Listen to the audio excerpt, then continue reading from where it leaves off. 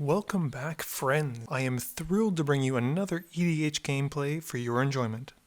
This is a bit of an old one, but it's got some new commanders, and I am playing my Dralnu deck, and I keep a hand with Swamp, Island, Rhystic Study, Drowned Catacomb, Muddle the Mixture, Thought Vessel, and Windfall. Matt is playing his Ur-Dragon deck and keeps a hand with Swamp, Forest, Command Tower, Cinderglade, Urza's Incubator, Rite of Application, and Cultivate. Sean is playing his very shortly lived Lyzolda deck and keeps a hand with Command Tower, Bontu's Monument, Indulgent Tormentor, Barren Moor, Mountain, Timrit the Murder King, and Evolving Wilds. Harry is actually taking his Pauper EDH deck out for a spin, and he's playing Ramirez de Pietro and keeps a hand with Scrivener, Dark Banishing, Dismal Backwater, Desert of the Glorified, Waterfront Bouncer, Falconwrath Noble, and an Island. Matt wins the die roll and starts us off. Matt draws for turn and plays Command Tower before passing. I play an Island and pass to Harry. Harry plays Dismal Backwater, gaining a life, and passes. Sean plays Evolving Wilds and grabs a Swamp before passing. Matt plays a Forest and passes. I play Drowned Catacomb and cast Thought Vessel. Harry plays a Swamp and casts Waterfront Bouncer. Sean plays a Mountain for his turn and casts Shivan Harvest before passing. Matt plays an Island and casts Cultivate, finding a basic for the field and to his hand. For my turn, I play a Swamp and cast Rhystic Study. Harry cycles his Desert of the Glorified and plays Dimir Aqueduct, bouncing back his Island. Moving to combat, Harry hits me for 1 and passes turn. Sean plays Dragonskull Summit and casts Bontu's Monument before passing. Matt plays a Mountain and casts Urza's Incubator, naming dragons. Matt then casts Birds of Paradise and passes. On my turn, I quickly realize that I've missed a bunch of study triggers, and Harry thinks it might be helpful to put a dice on Rhystic Study so that the rest of the table can uptick it whenever I miss one. Moving to my main phase, I cast Windfall and we all discard our hands and draw 7 as it's the largest hand. I then play Sunken Hollow and pass in shame. Harry plays an Island and casts Thought Vessel. He then moves to combat, choosing to swing the bouncer at Sean, and when Sean has no blockers, he uses Ninjutsu to swap the bouncer for Ninja of the Deep Hours and draws a card. Harry then casts Wayfarer's Bauble, and Sean nicely upticks the Rhystic Study to 5 as I've missed Harry's Thought Vessel when I remember to draw a card this time around. For Sean's turn, he plays a Swamp and casts Impact Tremors. I get to draw from Rhystic Study. Sean then casts File Smasher, not paying 1 again, and I draw. Harry, Matt, and myself take 1, and Sean gains 1 from the Monument, and then we all lose another one when File Smasher enters. Matt plays a Forest for his turn and casts Palace Siege, but pays the extra 1. He chooses Cons. For my turn, I play an Island and pass. Harry plays Vault of Whispers and moves straight to combat, hitting me with his Ninja for 2 and drawing a card. Harry then transmutes Muddle the Mixture to go and find Undertaker, and Harry then casts the Undertaker, paying an extra 1 before passing. Sean plays and cracks Terramorphic Expanse to find a Swamp. Sean then casts Sangromancer, paying the 1 extra, and File Smasher triggers, dealing 4 to Harry. We also all lose while Sean gains 1 from the Monument, and then lose another when it hits the field. Moving to combat, Sean swings a File Smasher at Matt for 2 before passing turn. Matt plays Sunken Hollow for turn before casting Zendikar Resurgence, not paying the extra 1. Matt then only has to tap his Command Tower for 2 red to cast Stormbreath Dragon and draws from the Resurgence. With nothing else, he passes turn. For my turn, I play a Swamp and pass. Harry plays an Island in his main phase and activates the Undertaker, discarding Mortuary Mire to get back Scrivener. With Harry discarding a card, Sean gains 3 life. Moving to combat, Harry swings the Ninja at me for another 2 and draws a card. In his second main phase, Harry delves away a chunk of his graveyard to cast Treasure Cruise, paying the extra 1 for it. I decide Harry's drawn enough cards, and I stop it with a Swan Song. On Sean's turn, he casts Fate Unraveler during his first main phase, draining us with the Monument. He then resolves a File Smasher trigger, dealing 4 and randomly selecting Harry. I don't really want to take more damage from Sean than I already am, so I use Cryptic Command to counter the spell and bounce Matt's Zendikar Resurgence. Moving to combat, Sean swings File Smasher at me for 2. On Matt's upkeep, he returns a Broodmate Dragon from his graveyard to his hand thanks to the Palace Siege, before playing Grasslands in his first main phase. Matt then casts Monastery Siege, also naming Cons, which I draw off of. Matt then casts Savage Mentmaw and hits me with the Stormbreath Dragon for 4 before passing turn. I play an Island for turn and cast Gilded Lotus, then tap the Lotus to pay for Toxic Deluge, which I dump 4 life into. Harry casts Aether Tradewinds, bouncing Matt's Palace Siege and his own Undertaker back to his hand. He doesn't pay 1 and I get to draw.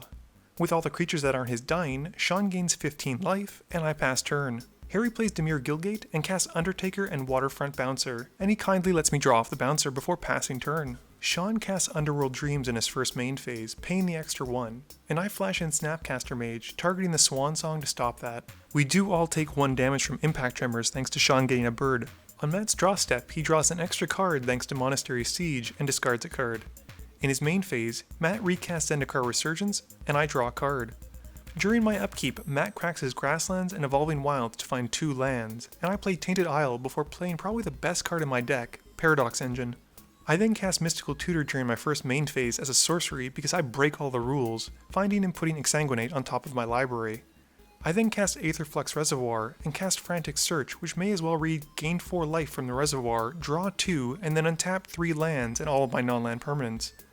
I then cast Exsanguinate where X is 6, gaining 5 life from the reservoir and then 18 from the spell. At the end of my turn, Harry cracks the Bauble to find a swamp.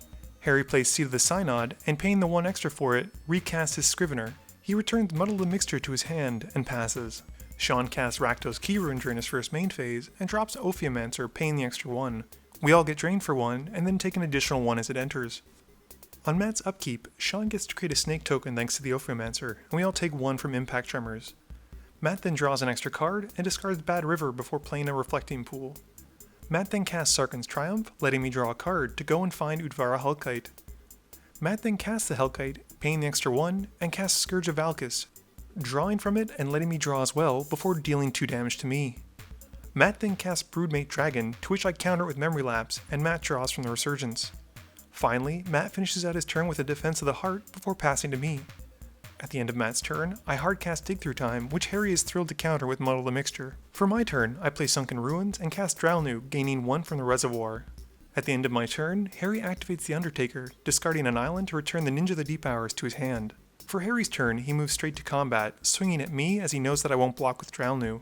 As I declare no blockers, the Ninja of the Deep Hours makes a not-so-surprise return and deals 2 to me, drawing Harry a card. Harry then plays an island in his second main phase, and Harry recasts Scrivener. I use the opportunity to cast Snuff Out for free, paying 4 life to kill Matt's Scourge of the Valkis. I gain 1 life, and Scrivener returns Muddle the Mixture to Harry's hand. Sean casts Lyzolda during his first main phase, and Matt, Harry, and myself are drained for 1 once more. We then take 1 further as she hits the field thanks to Impact Tremors. Sean doesn't pay the extra 1 though, and I get to draw a card. Sean then pays to sacrifice the snake token to Lyzolda, drawing a mountain, which he plays. With nothing else, he passes turn. On Matt's upkeep, Sean creates a snake which causes Impact Tremors to deal 1 to us as it comes into play. Matt then resolves his Defense of the Heart trigger, sacrificing the enchantment to go find Dragonlord Dromoka and Bladewing the Risen.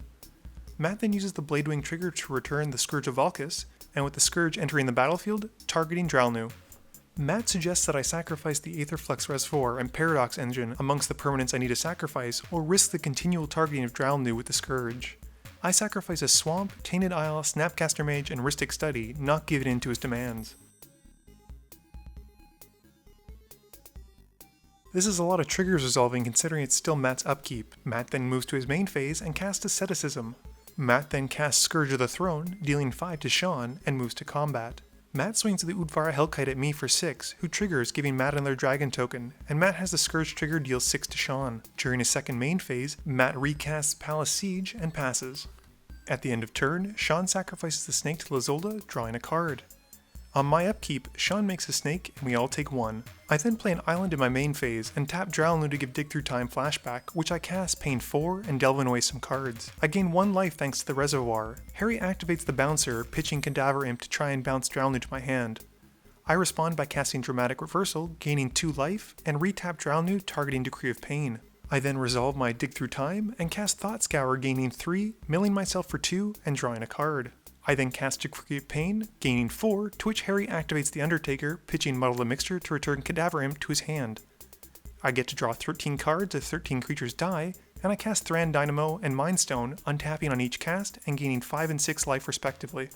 I'm also floating mana at this point, and I pay 2 life to cast Phyrexian Metamorph, floating a bunch more mana and gaining 7 life. I then cast Dralnu, floating more mana, and gain 8 life. I then cast Arcanomancer, gaining more mana and 9 life. At this point it becomes pretty clear that no one has a counterspell, so I start to arbitrarily dump my hand to gain a huge amount of mana and life, and I kill Harry with the reservoir before killing the table with a lethal Exsanguinate.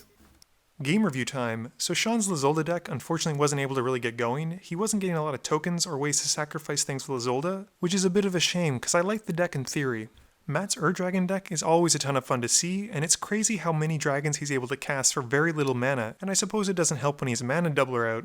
I don't think I've ever seen him cast the Ur-Dragon, which isn't to say that he hasn't, but it's really cool to see the Ur-Dragon resolve because he's able to put a lot of pressure on the board by putting out permanents and getting card draw.